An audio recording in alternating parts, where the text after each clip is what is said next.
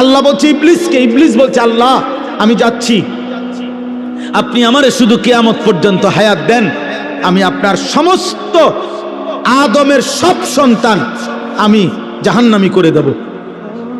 নাউজুবিল্লাহ। কোরআনে আছে, আল্লাহ তখন বলছে বেঈমান যা, তুই তোর দল বল সৈন্য সামন্ত নিয়া আমার বান্দার বিরুদ্ধে লাগিস।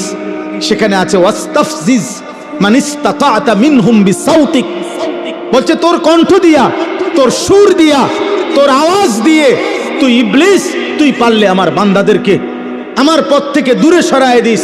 তবে মনে রাখিস আমার খাঁটি বান্দা হাজার চেষ্টা করলেও তোর পথে যাবেন। তার মানে সমস্ত তাফসিরের মধ্যে আছে শয়তানের সুর, শয়তানের আওয়াজ, শয়তানের কণ্ঠ আল গিনা, গান। প্রতিটা গান, প্রতিটা বাদ্য, নারীর প্রতিটা নাচ, গানের সুর, গানের ঝংকার, বাদ্যযন্ত্রের আওয়াজ, এটা আল্লাহর কসম, এটা সাউতুশ শয়তান, এটা শয়তানের আওয়াজ, শয়তানের আওয়াজ, শয়তানের আওয়াজ, যার দ্বারা সে মানুষকে আল্লাহর পথ থেকে জাহান্নামের পথে নিয়ে যায়।